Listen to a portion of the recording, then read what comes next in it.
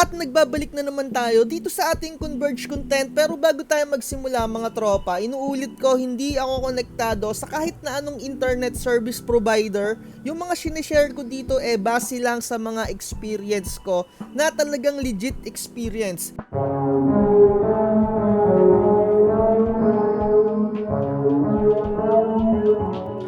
Anyway, may mga nagko-comment sa atin na kahit na nagawa ko na yung pinakatanong nila or nagawan ko na ng content, yung tanong nila nagtatanong pa rin sila, and naiintindihan ko kayo kung kagaya kayo ng mga nagko-comment dito sa atin na kahit na nagawan ko na ng content, i-comment nyo pa rin dyan kung naguguluhan kayo sa mga agam-agam ninyo dyan, dahil uulit-ulitin ko yung mga content kung hindi ninyo naiintindihan. Syempre, naiintindihan ko naman kayo dahil iba-iba tayo ng understanding or kakayahan na umintindi sa isang bagay. Anyway, ito yung magiging content natin. Sabi niya dito, "Sir, pwede po ba kung 3 yung bill, 2 lang yung babayaran? Pero daw, hindi pa daw pumapasok yung pangatlong buwan na isa pang bill. Pwede daw ba yon?" Pero nilagay na ni Converge yung pangatlong bill. Medyo magulo mga tropa, no? Pero anyway, nai-content ko na to. Uulitin ko na lang dahil naiintindihan ko kayo kung hindi ninyo nagigets yung mga ibang content natin. Syempre, iba-iba tayo ng kakayahan, ng mentalidad, at kung hindi ninyo naiintindihan, okay lang yan. Eto, uulitin ko ulit mga tropa ha.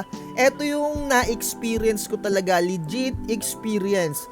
Dito sa akin, sa bahay namin, ang due date namin or yung pinaka-bill, dumadating siya usually every 6 ng month. Advance kasi maningil yan si Converge. Sisingilin kayo niyan pero hindi nyo pa nagagamit yung pinaka-internet na yon. Advance talaga siya. Pero anyway, halimbawa nga, meron tayong pinaka-bill na unang month na dumadating halimbawa September 6, and yung pangalawang bill dadating din yan October 6. So meron na tayong 2 pending na unpaid.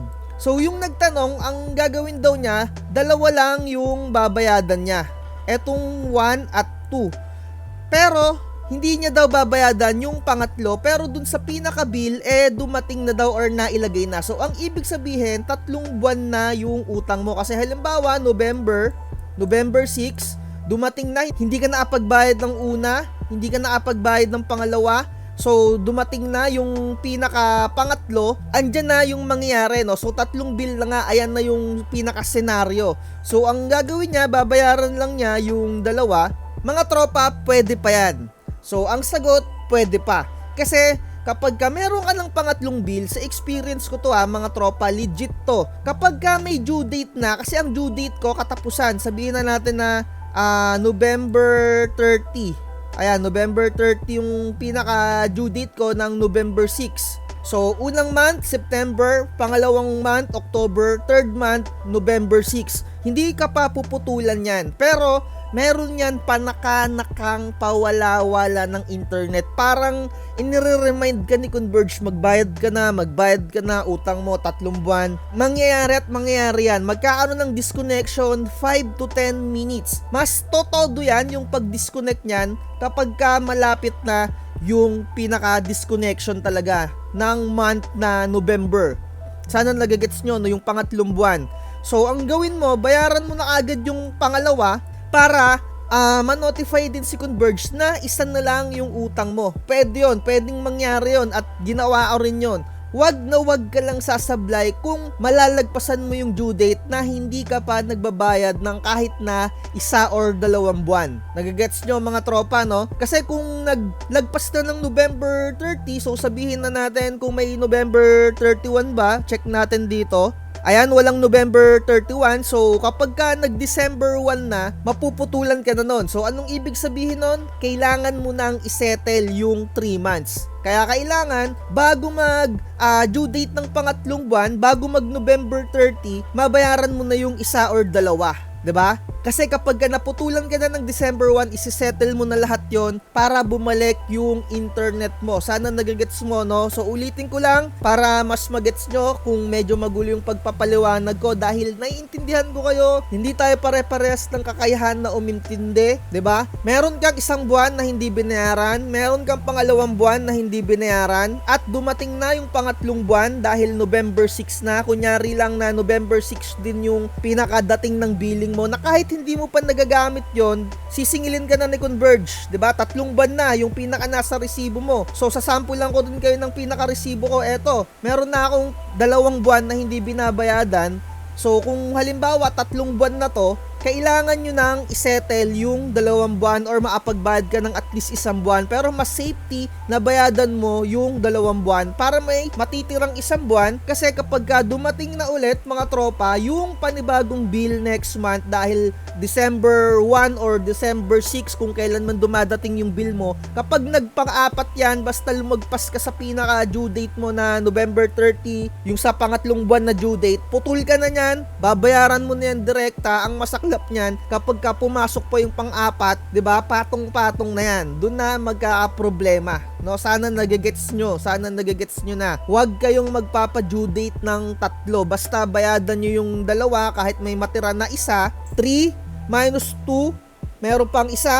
So kapag dadating pa yung 1, meron kang pending na 2 dahil dun sa pang-apat na bill, 'di ba? Si Converge kasi, ibibill ka niya na kagad pero hindi mo pa nagagamit yung internet. Advance kasi sila maningil. So, kung nagets nyo na yun, okay na tayo. So, eto yung sample natin. Meron tayong unpaid bill dito na 2 months. So, ayan, ang gagawin ko dito, isisettle ko lang din muna yung 1 and paparating na ulit yung pinaka another bill next month na yon sa November, 'di ba? Hindi ko na siya pinapang-abot ng 3 kasi na-triggered ko na rin si Converge. Nangyari, naputulan ako, 3 buwan umabot ng due date, and syempre mamanmanan ka niyan. Kailangan gumanda muna ulit yung track record mo para makapagbayad ka or para makapag-maintain ka ulit na hindi ka agad putulan. Kasi kapag meron ka ng track record na naputulan ka na dyan or hindi ka nakapagbayad, monthly ka na puputulan yan, maghihigpit na sa'yo yan si Converge. Lalong-lalo na kung congested na yung pinaka-Converge internet dyan sa lugar ninyo. Anong ibig sabihin ng congested?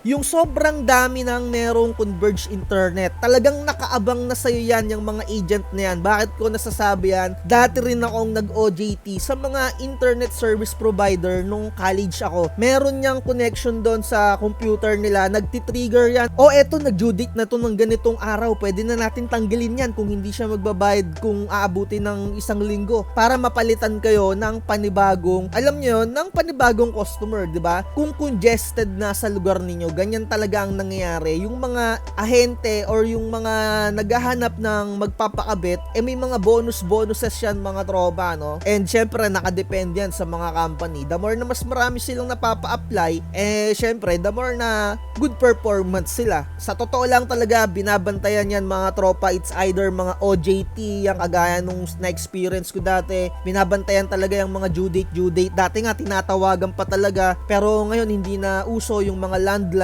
And syempre, alam nyo naman na voice over IP na tayo ngayon. Kung alam nyo yung voice over IP, yung pwede tayong tumawag through internet. Pero syempre, hindi nila tayo matatawagan. Ang mangyayari na lang, mag-i-email lang sila na mag-i-email, no? Yun yung kagandahan ngayon na through email na lang. Dati kasi talagang tatawagan, kukulitin talaga kayo ng kukulitin. PLDT, Digital, sa Globe, dati ganyan. Yan yung mga OJT ko dati, no, nung nag-aaral ako. Sana nagets ninyo mga tropa. So, hindi naman talaga masyado mahigpit si Converge kung maganda yung track record mo at kung hindi pa congested dyan sa lugar ninyo. Nangyayari lang, naghihigpit lang yan si Converge kung congested na sa lugar ninyo. Yung sobrang dami ng, alam nyo, na nagko-converge na internet, diba? And syempre, lahat yan, yung mga ibang kapitbahay nakaabang na magkaroon ng slot. Ganun talaga, kaya yung iba, 1 buwan pa lang, pinuputulan na, and 2 buwan pa lang pinuputulan na. So ako nga mga tropa, halos 3 buwan, 'di ba? Hindi pa ako pinutulan kasi hindi pa congested dito yung internet namin na Converge. So bibihira lang din dito sa location namin yung Converge na may internet kasi yung iba naka PLDT pa rin and naka Globe Fiber na rin, 'di ba? So, ayun, sana nagets na ninyo, no? So, kung meron pa kayong ibang katanungan at kung hindi nyo pa rin naiintindihan, mga tropa ko, message lang kayo dyan, comment lang kayo dyan, at huwag kayong mag-alala, uulit-ulitin ko yung content para sa inyo hanggang sa maintindihan ninyo. And, bago tayo magtapos dito sa ating content, binago na nga pala ni Converge yung kanilang pinaka-website. Inalis na nila dito yung business centers kung saan makikita ninyo yung mga address. Ang ginawa ni Converge, tinransfer niya into another website. Ito na yung pinaka-bagong link. So, tignan nyo na lang, no? gofiber.ph/branches. Mas pinaganda siya dito. Bakit? Meron na siyang mismong pinaka-Google Map. So, para saan ba to? Halimbawa, naputulan na kayo, type nyo lang dito yung pinaka-location ninyo, sabihin na lang ninyo dito, NCR or Manila, ayan o, Metro Manila. Lalabas na dito yung lahat na available na location ng Converge, kung saan kayo pwedeng magpunta yung mga business centers nila. So eto, sabihin na natin sa Reliance Business Center, ayan, kung around kayo dito or kung malapit kayo dito sa Barangay Ugong, Pasig, dito kayo pupunta. Meron ng naka-specific na nakapin na mismo. Dati nakapagtrabaho rin ako ng ganito, nilalagyan ng pin yung Google Map para sa isang yung company nila, yung location nila, ayan o. So bukod dun sa address, meron ng pin. Hindi ka na maliligaw, hindi ka na malilito kasi nung dati, dun sa website nila, wala pang pinaka Google Map, no? So, pinaka-address lang yon. So, dito, updated na. May address, may phone number, and merong location dito sa Google Map. Hindi na kayo maliligaw kung saan. I-type nyo lang dito kung saan kayo na malapit na branch, kung saan yung lugar ninyo, sabihin nyo, Malabon. Ayan, hanapin nyo lang dito. So, Valenzuela, ayan, no? Ayan, kung malapit kayo dyan, 'di ba? So, ayun na lang. So, dito na natin tapusin yung content natin. Again, kung meron pa kayong mga ibang katanungan at kung hindi nyo pa rin naiintindihan, comment down below. Dito na natin tapusin to. Like, share, and subscribe. Bye-bye. Chill lang, relax, ngiti.